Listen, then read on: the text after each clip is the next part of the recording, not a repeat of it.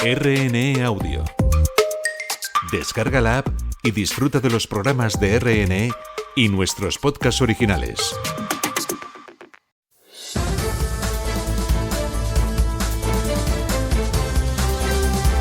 Tablero Global. El análisis y las claves de la actualidad del mundo con Marta Solano, en Radio Exterior de España. Organizar una Copa del Mundo o unos Juegos Olímpicos no solo significa acoger a los atletas, ¿no?, a los deportistas, sino también promover una visión cultural y política del país. Es una buena marca de Estado, de poder blando, de soft power, de diplomacia en el deporte y su poder creciente en el mundo. Hablamos hoy aquí en Tablero. ¡Comenzamos! Tablero Global. El análisis y las claves de la actualidad del mundo con Marta Solano, en Radio Exterior de España. Y si hay alguien en este país que sabe de diplomacia es Alberto Virella, presidente de ADE, la Asociación de Diplomáticos Españoles. En nuestra firma invitada de hoy, así ve él la diplomacia del deporte en el mundo. Ganar la elección de Barcelona como sede de los Juegos Olímpicos del 92 o conformar una candidatura de éxito junto a Portugal y Marruecos para acoger el Mundial de Fútbol de 2030 serían ejemplos de diplomacia deportiva. ¿O más bien la serie de partidos de críquet organizados por Pakistán y la India para superar la grave crisis de 2002 y crear el ambiente para reabrir las fronteras? Son dimensiones distintas. A la primera la denominaríamos diplomacia para el deporte y a la segunda diplomacia a través del deporte. La diplomacia deportiva, en sentido amplio, abarcaría ambas. De hecho, pueden estar relacionadas. El Mundial de Fútbol de España del 82 o los Juegos Olímpicos de Barcelona 10 años más tarde surgieron del interés estratégico nacional de mostrar al mundo un país que había dejado atrás la dictadura, demostrando la pujanza de la modernidad y exigieron un gran despliegue diplomático. La diplomacia deportiva es parte de la diplomacia pública, una herramienta de poder blando que puede ser más potente que la gastronomía, la calidad de vida o los valores sociales, y puede ir unida a estas. Lo demuestra la victoria de la selección española femenina en el Mundial de Fútbol de 2023 y la inmediata reivindicación de respeto y de igualdad, un ejemplo de cómo el deporte de élites es un vehículo tanto para el orgullo nacional como para la transformación social y estructural. España podría aprovechar más su deporte si dispusiera de una estrategia de diplomacia deportiva, como tienen no solo las superpotencias, sino Francia, Australia o Colombia. Habría mayor coordinación institucional, objetivos claros y optimización de recursos. ¿Por qué no aprovechar el valor de la inclusión a través del deporte paralímpico, en el cual somos una potencia mundial? O la convivencia entre culturas de nuestro espacio geoestratégico, poniendo en valor los Juegos del Mediterráneo. Por último, un enfoque de política de Estado también contribuiría a contar con una diplomacia deportiva más potente.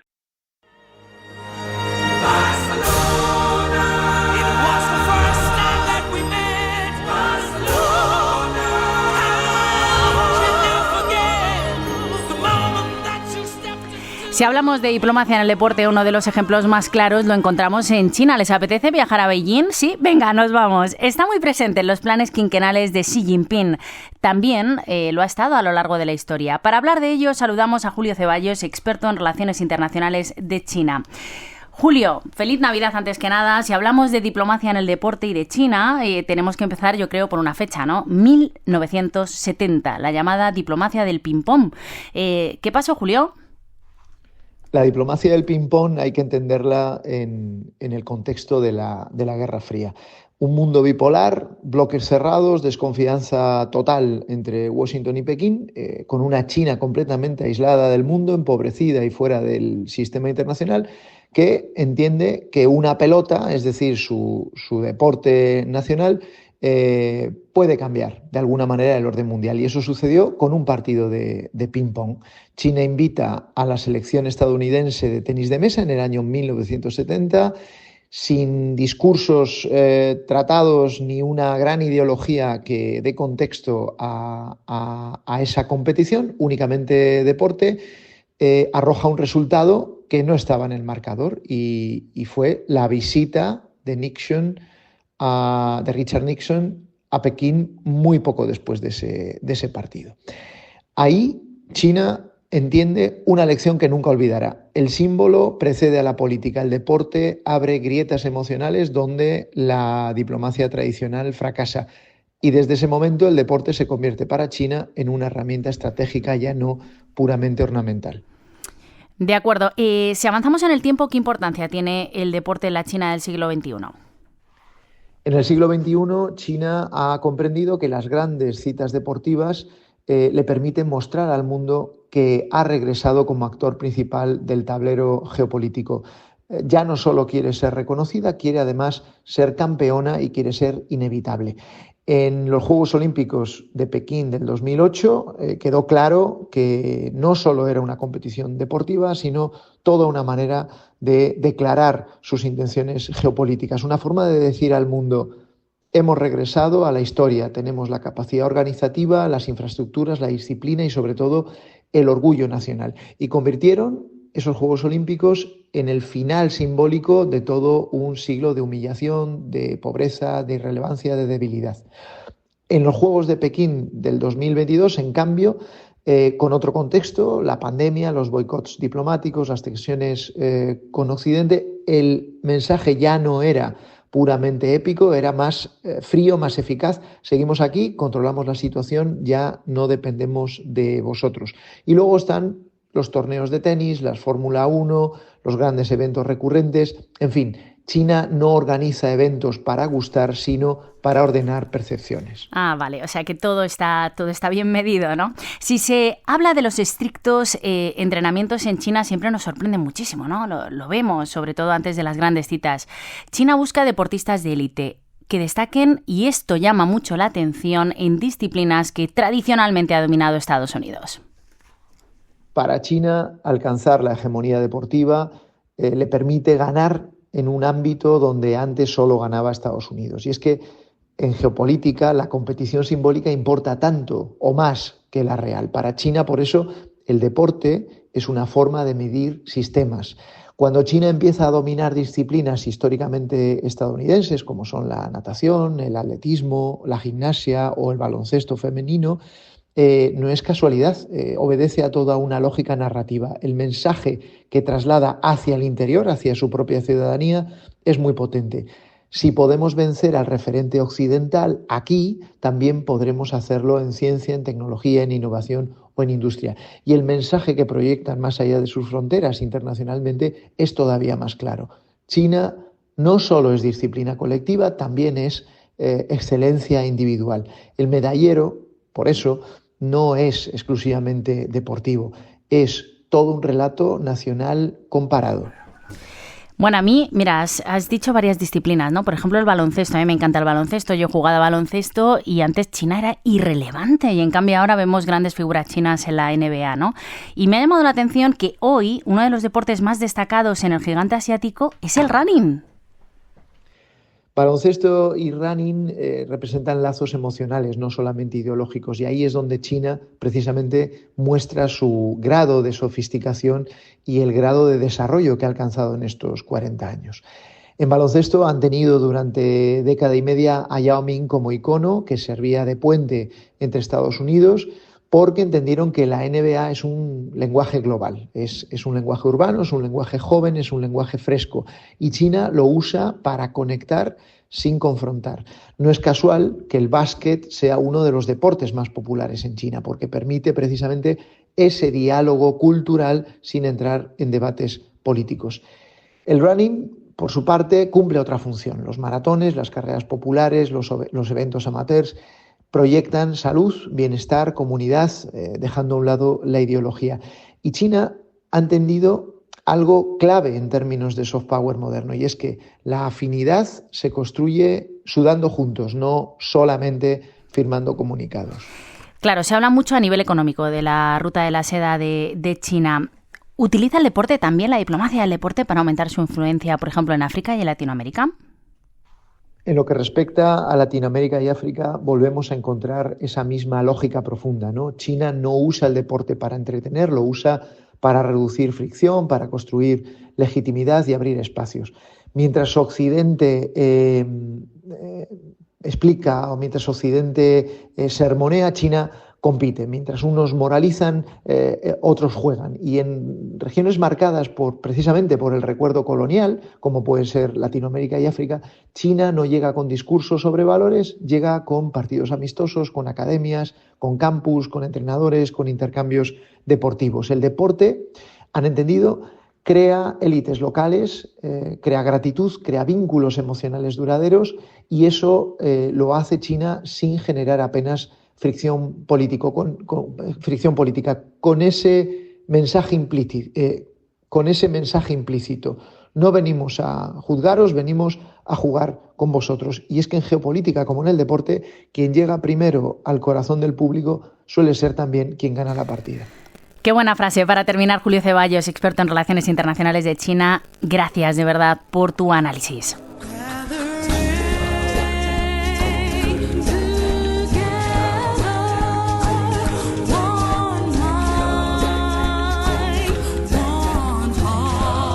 Venga, pues vamos a reflexionar, ¿no?, sobre este asunto en los próximos minutos con dos voces expertas en diplomacia y relaciones internacionales que me acompañan en este día tan especial, tan familiar. No sé cómo agradecéroslo, la verdad. Sergio Castaño, profesor de Relaciones Internacionales de UNIR, y la Camilo José Cela. Hola, Sergio, Marta. feliz Navidad. Igualmente. ¿Qué tal estos días? ¿Bien? Muy bien. ¿Sí? Bueno, Sí. Gracias por acompañarnos. Miguel Ángel Méndez, compañero, director de Tablero Deportivo de Radio Nacional de España, acostumbrado a trasnochar, y bueno, gracias por estar con nosotros. Me ha gustado lo de experto en relaciones internacionales. Eso, nunca me habían presentado así, de esta manera. Me parece fenomenal. Lo eres, en diplomacia del deporte lo eres, desde luego, y lo vamos a demostrar. Bueno, primera pregunta que os lanzo en este apasionante debate. Tenemos el tablero, tenemos dos jugadores, lo tenemos todo, ¿no? Vamos a empezar a mover fichas.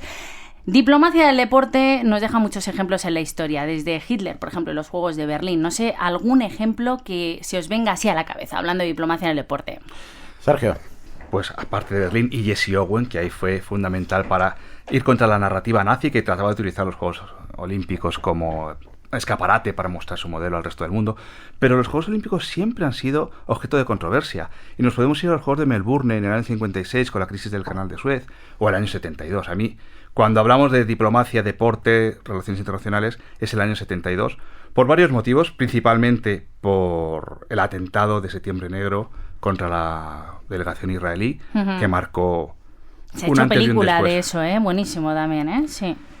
Y luego, pues, los Juegos Olímpicos a partir de ese momento siempre se han politizado, y nos podemos ir a los Juegos de Moscú con el boicot de Estados Unidos, o el boicot de la Unión Soviética a los Juegos Olímpicos de Los Ángeles. Bueno, hablando de esa época, Miguel, yo no sé si tienes algún ejemplo que se te venga de diplomacia del deporte en la historia, pero también en la actualidad hay muchos casos, ¿no? No, yo creo, hay muchos referentes históricos, aparte de los que estaba comentando Sergio.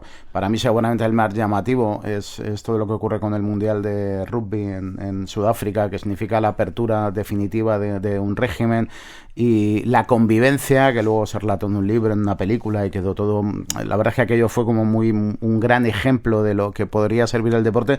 Pero ahora, cuando estaba escuchando todo esto de China, estaba recordando todo lo que está haciendo ahora mismo, por ejemplo, Arabia Saudí. ¿También? La apertura de un régimen, una manera de dar a conocer una cultura, un país, a través del deporte.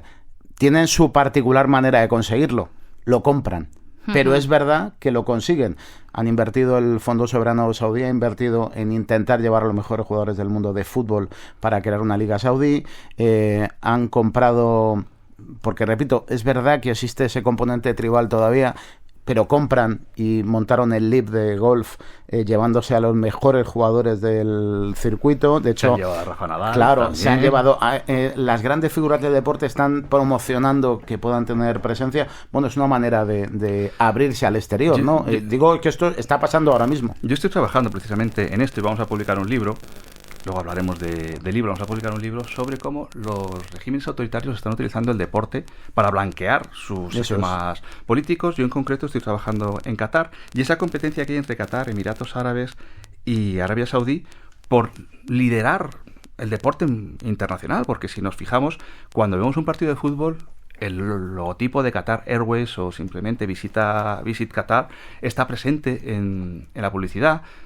Qatar fue pionero comprando el Paris Saint-Germain en el año 2011 marcando esa presencia de las grandes fortunas asiáticas. Y luego en la Premier también, ¿no? Lo hemos visto, ¿no? Bueno, es que ahí están... El Emirates, etcétera, claro, ¿no? ahora por ejemplo Newcastle pertenece directamente a Arabia, al Manchester Emiratos City, Árabes, claro. sí. Es decir, hay una serie... Lo que pasa es que yo creo que ahí hay una parte que tiene que ver sí, con la apertura y con la publicidad de cada uno de los países o de los regímenes de cada país, pero luego también hay una parte de negocio seguramente.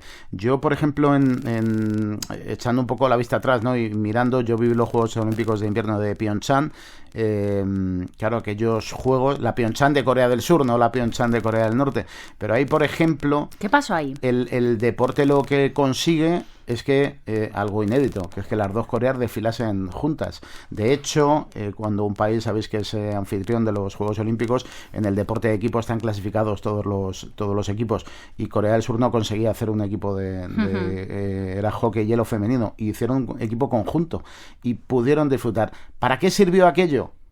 Realmente para poco. Esa es la verdad, porque las tensiones entre las dos Coreas siguieron existiendo, pero al menos durante ese periodo de tiempo sí que se produjo pues un periodo de cierta tranquilidad y estabilidad. Pero muchas veces gracias al deporte, quizá en este caso no se consiguió nada, pero en el caso de Sudáfrica sí. Sí, porque absolutamente. Estaba la sociedad totalmente dividida y el rugby era un deporte de blancos. Y cuando Escuchábamos Nelson Mandela... esa canción, ¿no? De Invictus, Sí. Copa del Rugby de 1995 con Mandela, ¿no? Cuando Para la Nelson reconciliación Mandela nacional, ¿no? empieza a asistir a los partidos y lo interpreta como algo que de todos los sudafricanos, independientemente de su origen o de sus enfrentamientos internos, es verdad que además es que ganan. Es algo que fue emblemático. Fue épico, ¿no?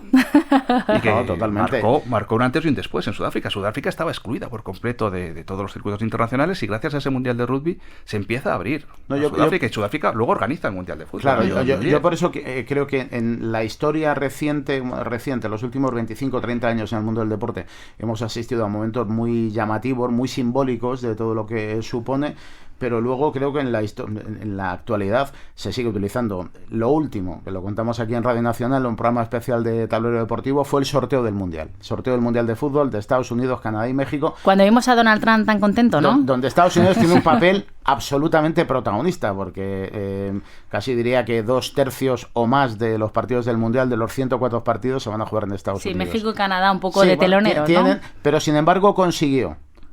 No sé cuánto lleva Trump después de haber sido reelegido, lleva prácticamente un año. Un año. Bueno, pues aparte de las múltiples fricciones que tiene con mucha gente, pero hay una muy clara, una al norte con Canadá por temas comerciales y otra al sur con México por temas de política migratoria y demás. El fútbol consiguió ese día la imagen que no se había conseguido en 11 meses, que es tener a Trump, a Carney y a la presidenta mexicana en la misma fotografía sonriendo. Imagino que de forma cínica, pero al menos estaban sonriendo los tres. Esa es una manera también de hacer diplomacia. Bueno, y Trump consiguió en ese evento no el Nobel de la Paz, pero bueno, un premio por la paz en el deporte, su FIFA Prize, sí, no está mal. Un reconocimiento que la verdad que es difícil entender cómo a Donald Trump se le puede dar un premio a la paz cuando lo que está sucediendo ahora mismo en Venezuela no es precisamente algo muy identificado con la paz. Tendríamos que organizar un mundial, Venezuela-Estados Unidos, a lo mejor ahí, o ¿cómo lo veis? Pero fijaos, ahí yo, por ejemplo, pongo también, no digo en valor, pero sí que destaco la importancia de los, entendedme, principales ministros del deporte mundial y su capacidad para ejercer influencia y para estar en los sitios donde se toman decisiones. Por ejemplo, en este caso, Gianni Infantino, presidente de FIFA, está en todas las fotos. En todas las fotos. Es decir, despacho vale en todas partes. Eso muestra también el peso y el peso del deporte. Ahí es donde quería ir. Eso es.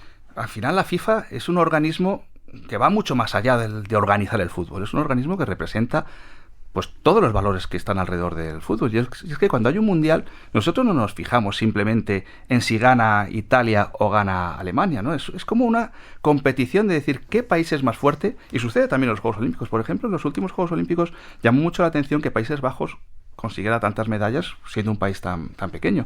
Y es que esto demuestra el nivel de desarrollo de cada uno de los países. Y si nos vamos más atrás en la Guerra Fría, que realmente fue una guerra ideológica, el deporte era algo clave. Hablábamos antes de los Juegos Olímpicos del 72, la final de baloncesto que gana la Unión Soviética con una canasta en el último segundo, fue la confirmación de que la Unión Soviética, igual que decíamos antes que los chinos pueden ganar a los estadounidenses en otros deportes, que la Unión Soviética podía ganar a Estados Unidos en baloncesto. Si Yugoslavia ganaba a Rusia, ¿no? Después de haber pertenecido todos a la URSS, ¿no? Pues lo mismo, era como un golpe de moral tremendo. Yo por eso digo ¿no? que el deporte permite en ocasiones contemplar o te deja algún aprendizaje, que es verdad que luego es más simbólico que otra cosa. Yo en eso a lo mejor es que soy un poco más frío. O sea, realmente luego hay cosas que...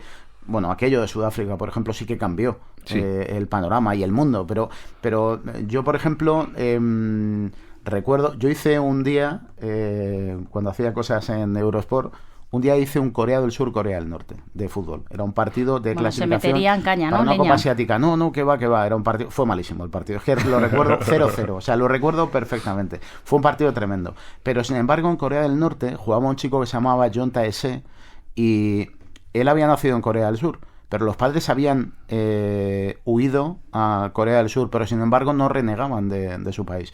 Bueno, pues Corea del Norte permitió que ese chico John Tae-se sí que atravesara la frontera para poder jugar con ellos, porque entendían que era un honor que alguien que vivía en la parte mala de Corea todavía sintiera el orgullo de querer jugar con Corea del Norte. Chicos, no hemos hablado todavía de España, ¿no? España, ¿cómo utiliza la diplomacia en el deporte? Caso del Mundial 82, a veces hay oportunidades, se aprovechan o no se aprovechan. Juegos Olímpicos de Barcelona, escuchábamos, o por ejemplo el próximo Mundial, no el siguiente, 2030, con Marruecos, Portugal y España. Y ahí hay una lucha diplomática por quién acoge la final. Marruecos quiere acogerla allí, España, uy, ahí estamos, ¿no? Antes de ir al futuro, ¿no?, que va a ser este Mundial, me gustaría resaltar los grandes deportistas que han vivido de sus éxitos. Paquito Fernández Ochoa, por ejemplo, que vivió de su medalla toda la vida.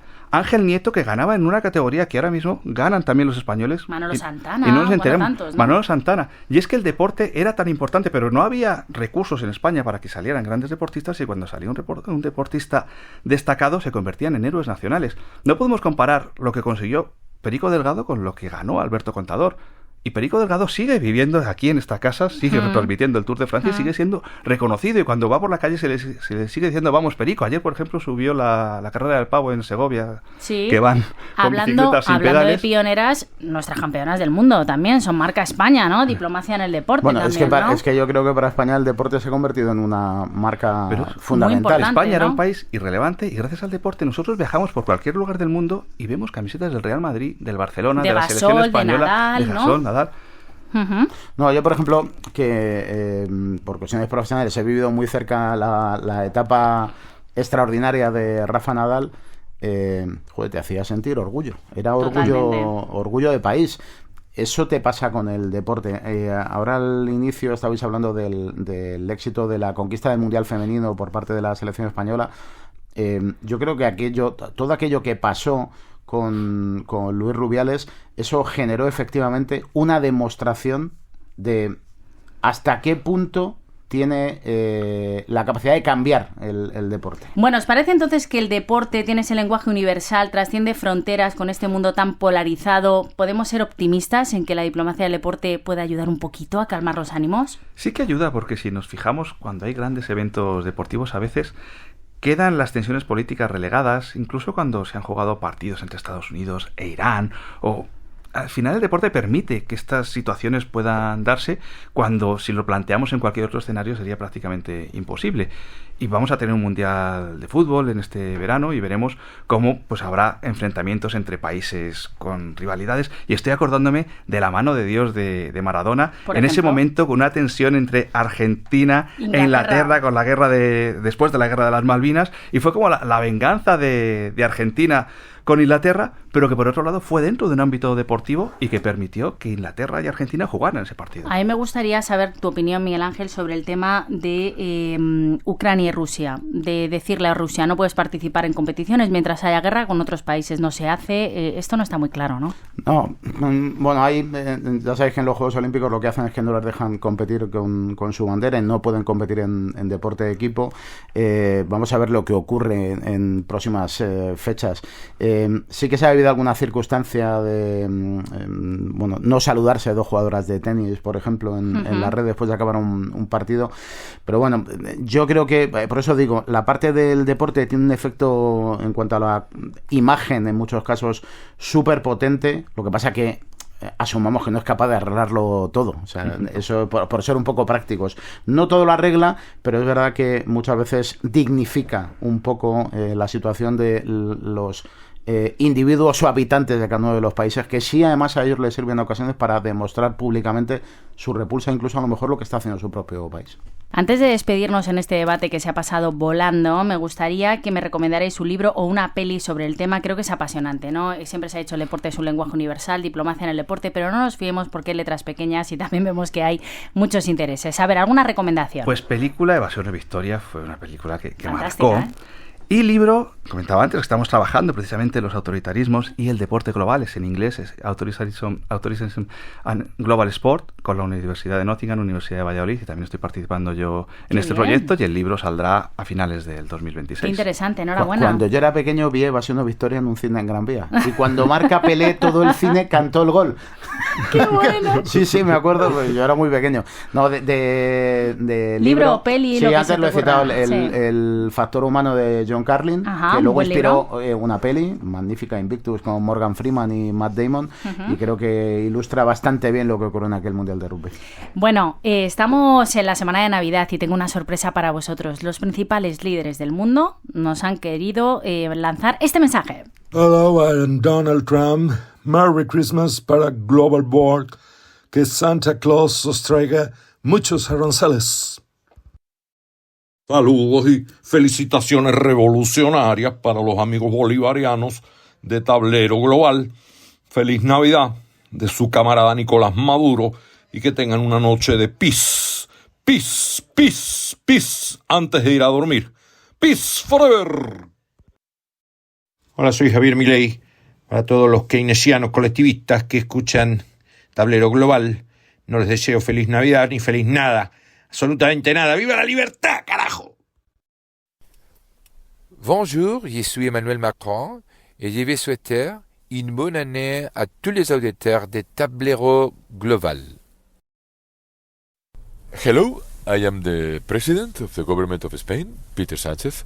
I would like to wish all the listeners of Tablero Global a Merry Christmas.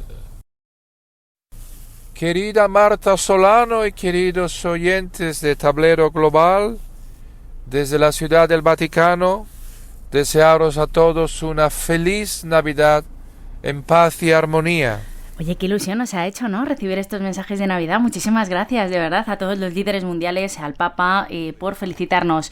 Hasta aquí nuestra partida de hoy de Tablero Global, interesantísima. Gracias a nuestros jugadores, Sergio Castaño, profesor de Relaciones Internacionales de UNIR, y de la Camilo José Cela. Sergio, gracias. Muchísimas gracias. Feliz año, ¿eh? Que entremos bien. Y por aquí Miguel Ángel Méndez, al que Elia hoy, te puedes quedar aquí a vivir si quieres conmigo, director de Tablero Deportivo de Radio Nacional de España. No se lo pierdan, que hacen un trabajo fantástico. Gracias. Gracias, Marta. Bueno, pues gracias también a Borja López a los mandos técnicos, Juan Carlos López en la producción. Aquí lo dejamos, pero recuerden que la partida continúa. No paramos en Navidad. Será la semana que viene con más Tablero Global. Adiós.